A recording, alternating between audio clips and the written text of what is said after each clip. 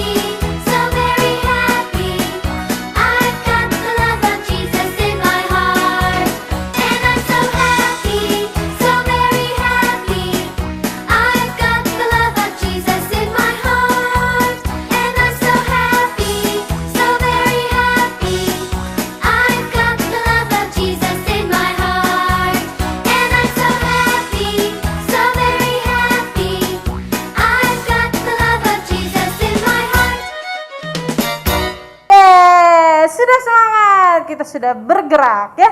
Yuk sekarang tetap bangkit diri, kita mau angkat pujian Oh Sukacitaku.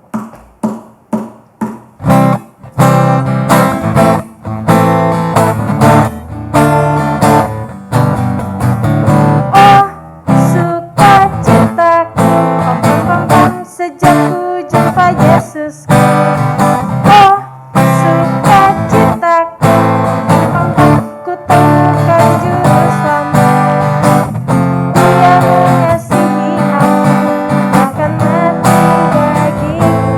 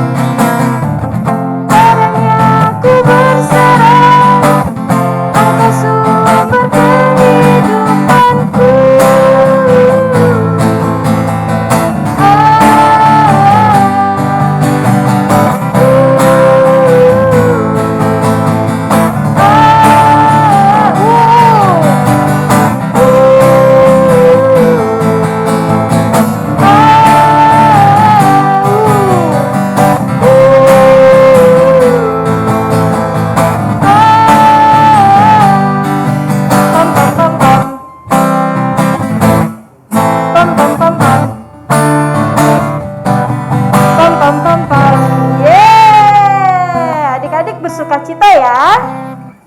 Pasti dan tentunya bersukacita karena kita punya Tuhan Yesus ya. Kita sudah bersukacita sejak Tuhan hadir dalam kehidupan kita. Amin. Oke, masih bangkit diri, kita mau angkat pujian Markas Iblis.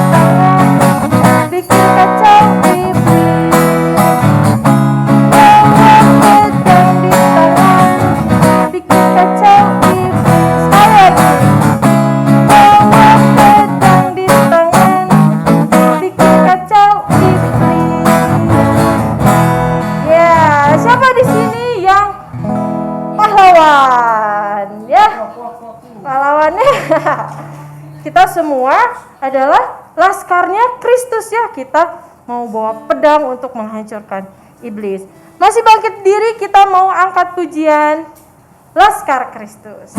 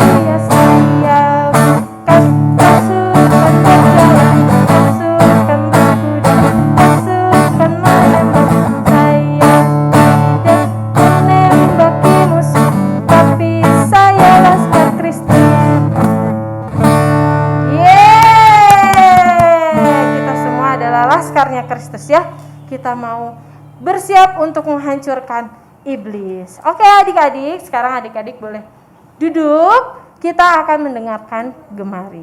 Oke?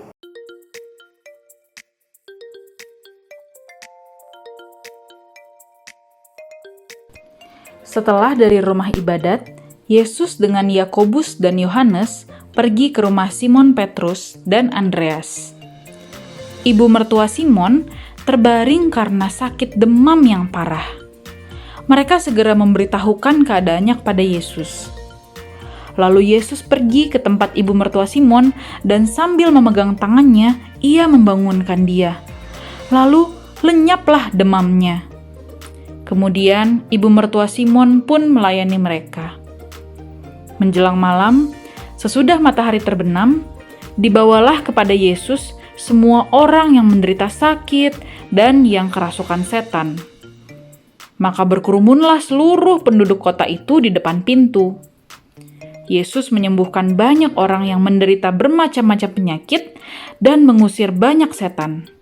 Tetapi Yesus tidak memperbolehkan setan-setan itu berbicara, sebab setan-setan itu mengenal Yesus sebagai Mesias Anak Allah. Dengan demikian, genaplah firman nubuat yang disampaikan oleh Nabi Yesaya tentang Mesias yang berbunyi, "Dialah yang memikul kelemahan kita dan menanggung penyakit kita."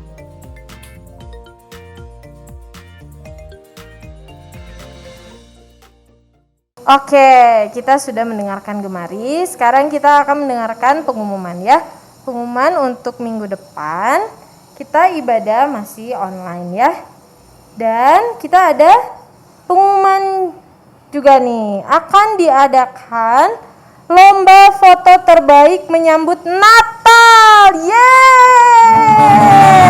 Nah adik-adik, karena kita sudah di bulan November dan sebentar lagi bulan Desember, yang berarti kita akan merayakan hari Natal. Nah KAA Cengkit, Arca Manik, dan Ujung Berung mengadakan lomba foto terbaik menyambut Natal. Yuk adik-adik siapin foto terbaik kalian dalam menyambut Natal yang paling kreatif, yang paling unik, dan dengan kekapresi yang terbaik dalam menyambut Natal. Nah, untuk pengumpulan fotonya paling lambat hari Minggu tanggal 5 Desember 2021. Pengumpulannya dapat melalui Kadesi dan Kajema ya. Jangan lupa buat ikutan karena akan ada hadiah menarik menanti kamu. Nah adik-adik, mulai dari sekarang dipersiapkan foto terbaik kalian untuk mengikuti lomba tersebut. Oke, sekarang kita akan persembahan. Kita juga akan mendengarkan firman Tuhan. Yuk adik-adik, siapkan uang persembahannya. Siapkan juga hatinya untuk mendengarkan firman Tuhan ya. Sambil persembahan dijalankan, kita mau angkat pujian Bapa Engkau sungguh baik.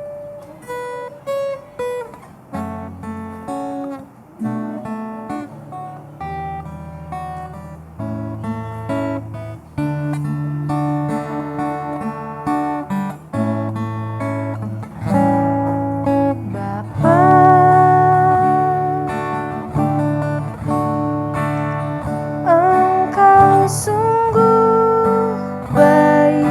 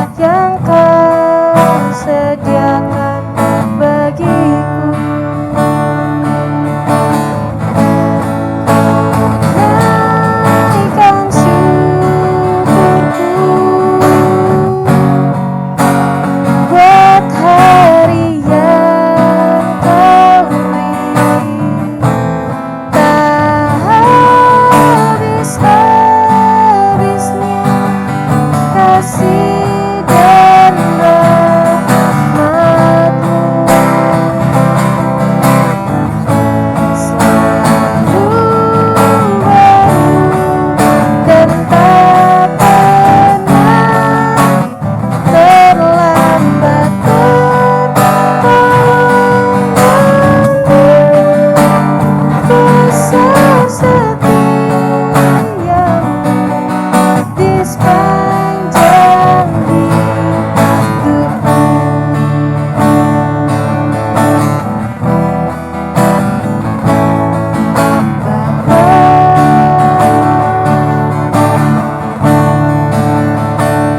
Engkau sungguh baik, kasih-Mu melimpah di hidupku.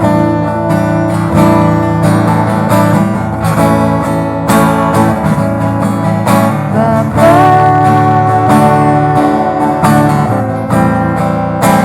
berterima kasih berkat-Mu hari ini yang Kau sediakan bagiku.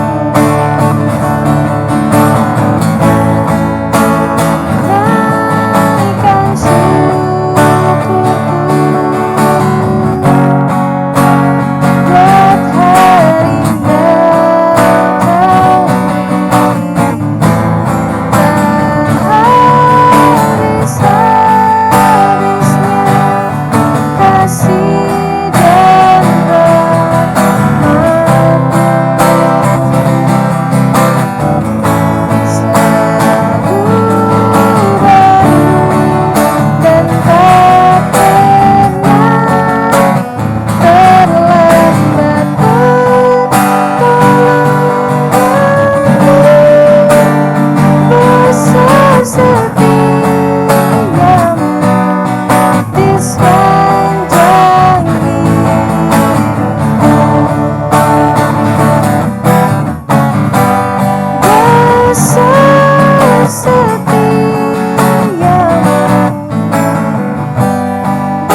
Besar setia-Mu, besar setia-Mu, besar setia-Mu di sepanjang hidupku. Oke, adik-adik, kita mau bersatu di dalam doa ya. Bapak yang baik, terima kasih Tuhan kalau kami sudah memuji, memuliakan nama-Mu. Kami juga sudah memberikan persembahan. Terima kasih untuk pimpinan Tuhan. Biarlah Tuhan boleh disenangkan melalui puji-pujian kami. Biarlah Engkau juga yang menerima persembahan ini, dan Engkau yang memberkati supaya persembahan ini bisa menjadi berkat bagi banyak orang. Terima kasih Bapak, terima kasih Yesus. Bentar kami akan mendengarkan firman-Mu. Biarlah Tuhan yang pimpin kami, berikan kami hati yang mau dengar-dengaran ya Bapak. Terima kasih Bapak, terima kasih Yesus. Kami sudah berdoa dan mengucap syukur. Di dalam nama Tuhan Yesus kami berdoa. Haleluya, amin. Adik-adik, kalian masih ingat kan peristiwa ketika Yesus dibaptis? Nah, sesudah Yesus dibaptis di Sungai Yordan oleh Yohanes Pembaptis, Yesus pergi ke padang gurun.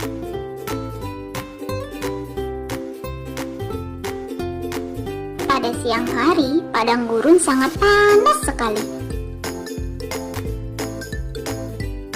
Dan jika malam, dingin sekali. Ketika berada di padang gurun, Yesus berpuasa, tidak makan dan tidak minum selama 40 hari. Wah, lama sekali ya Yesus berpuasa. Dan setelah 40 hari tidak makan dan minum, tentu jadi lapar dan haus. Orang-orang kalau lagi lapar dan haus, pasti deh pengen cepet-cepet dapat makanan dan minuman. Nah, pada saat itulah iblis datang menggoda Tuhan Yesus. Katanya, Bukankah engkau anak Allah? Saat ini engkau sedang lapar. Maka perintahkanlah batu-batu itu supaya menjadi roti agar dapat dimakan. Tapi Tuhan Yesus tidak mau menuruti permintaan iblis. Dan Yesus berkata, Ada tertulis, manusia hidup bukan dari roti saja, tetapi dari setiap firman yang keluar dari mulut Allah. Iblis pun kecewa karena tidak bisa menggoda Yesus dengan makanan. Namun iblis tidak menyerah begitu saja. Ia kemudian membawa Yesus ke kota suci dan menempatkannya pada bubungan bait Allah yang tinggi. Lalu iblis itu berkata, "Jika engkau anak Allah, jatuhkanlah dirimu ke bawah. Sebab ada tertulis mengenai engkau, ia akan memerintahkan malaikat-malaikatnya, dan mereka akan menatang engkau di atas tangannya, supaya kakimu jangan terantuk kepada batu." Tapi Yesus berkata lagi, Ada pula tertulis, janganlah engkau mencobai Tuhan Allahmu. "Wah, adik-adik, sudah 2 kali nih iblis gagal menggoda Tuhan Yesus. Tapi kelihatannya iblis belum menyerah. Iblis pun membawa Yesus ke atas gunung yang sangat tinggi dan memperlihatkan kepada Yesus semua kerajaan dunia dengan kemegahannya. Lalu kata iblis itu, "Semua itu akan kuberikan kepadamu jika engkau sujud menyembah aku." Dan dengan tegas pun Yesus berkata, Enyahlah iblis, sebab ada tertulis, engkau harus menyembah Tuhan Allahmu, dan hanya kepada Dia sajalah engkau berbakti. Maka sesudah itu iblis pun jadi takut, dan akhirnya ia pergi dari hadapan Yesus. Dan datanglah malaikat-malaikat untuk melayani Yesus. Yesus berpuasa dan ia menang melawan godaan si iblis. Selamat pagi adik-adik, apa kabar? Makin asik aja, asik. Nah, tadi kita sudah menonton kisah Tuhan Yesus di padang gurun. Dia dicobai oleh iblis. Nah, adik-adik, dalam kehidupan kita juga mendapat pencobaan dari iblis. Nah, kita harus tahu mana yang baik dan mana yang buruk. Tahu dari mana adik-adik? Dari membaca firman, digemari. Kan setiap minggu ada gemari, adik-adik harus rajin menyimak di ibadah anak-anak online seperti sekarang ini lewat aplikasi YouTube. Nah, adik-adik sudah ikuti gemari belum setiap minggu? Pasti sudah ya. Jadi adik-adik pasti sudah tahu mana yang Tuhan senang dan mana yang Tuhan tidak senang. Mana yang benar dan mana yang tidak benar. Mana yang jahat dan mana yang baik. Nah, contohnya nih adik-adik, kalau adik-adik mau makan pada jam makan nih, misalnya jam makan jam berapa sih? Jam makan siang jam berapa? Yo, jam 1 atau jam 12. Nah, tapi karena adik-adik melihat ada permen di warung, aku mau makan permen saja, tergoda. Nah, itu tidak baik ya adik-adik. Adik-adik harus makan karena orang tua sudah menyediakan makanan. Nah, apalagi ayo pencobaan atau godaan yang seringkali adik-adik rasakan setiap hari tentang belajar. Aku malas belajar, nggak mau kerjakan PR. Katanya iblis, iya nggak apa-apa, kamu nggak usah buat PR. Yang penting kamu main. Nah, itu juga godaan dari iblis supaya adik-adik bermain tanpa batas, bermain waktu masa belajar. Sebenarnya waktu bermain di tempat bermain tidak apa-apa, tapi waktu belajar adalah tempat untuk belajar. Mengerjakan PR dulu baru bermain ya. Jadi adik-adik jangan tergoda untuk bermain melampaui jam yang sudah ditetapkan. Jadi main itu ada jamnya, ada batasnya. Demikian juga kita harus membantu orang tua. Membantu apa ya?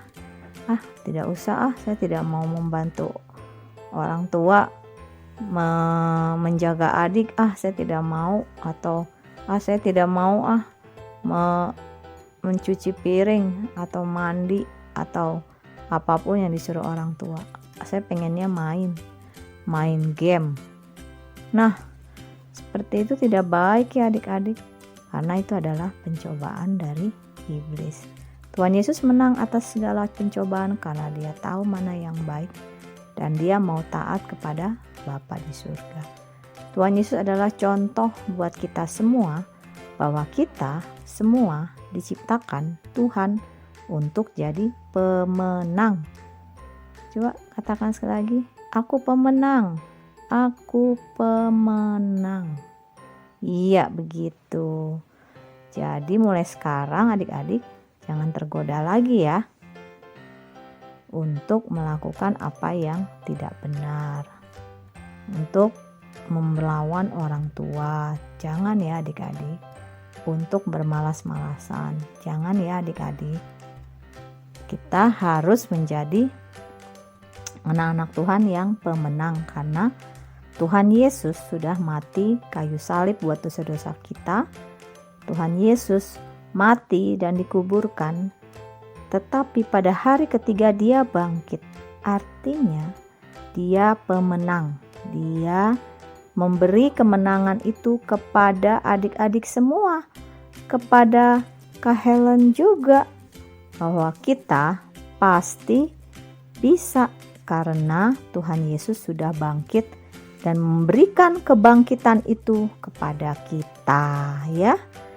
Nah, kalau adik-adik pernah tergoda dan gagal dalam pencobaan sehari-hari, ingatlah, datanglah kepada Tuhan Yesus. Oleh bilur-bilur Tuhan Yesus, adik-adik semua akan mengalami pengampunan dosa. Pengampunan atas segala kegagalan, mengalahkan pencobaan. Ya, adik-adik jangan putus asa. Jika pernah adik-adik nakal, adik-adik bisa cepat-cepat bertobat. Ya, supaya adik-adik tambah bahagia dan tambah menjadi anak-anak yang hebat. Anak yang takut akan Tuhan, jujur, berbakti kepada Tuhan, hormat kepada orang tua, dan menjadi murid-murid yang juara di sekolah, di dalam kehidupan. Juara apa yo? Juara kebaikannya. Ya, adik-adik, ayat hafalan pada hari ini dari Lukas 4 ayat 8b. Engkau harus menyembah Tuhan Allahmu, dan hanya kepada Dia sajalah engkau berbakti. Lukas 4 ayat 8b. Engkau harus menyembah Tuhan Allahmu, dan hanya kepada Dia sajalah engkau berbakti. Nah, adik-adik ikuti ya pelan-pelan. Lukas 4 ayat 8b. Engkau harus menyembah Tuhan Allahmu, dan hanya kepada Dia sajalah engkau berbakti. Amin. Nah, kita akan berdoa syafaat. Terima kasih untuk doa syafaatnya. Tuhan Yesus memberkati. Nah, adik-adik, kita berdoa untuk menutup ibadah kita pada pagi hari ini. Tuhan Yesus, terima kasih untuk firman-Mu yang memberkati kami supaya kami semua anak-anak Tuhan semakin berhati-hati dalam melakukan tindakan yang baik-baik saja. Tuhan Yesus, lepaskan kami daripada godaan iblis yang menyesatkan kami. Biarlah dalam nama Tuhan Yesus kami menang melawan semua godaan iblis. Terima kasih Tuhan Yesus. Kami serahkan kehidupan kami, kehidupan adik-adik semua di sini, di dalam tangan Bapa di surga yang hebat. Haleluya. Amin. Sekian dulu. Sampai jumpa di ibadah online berikutnya.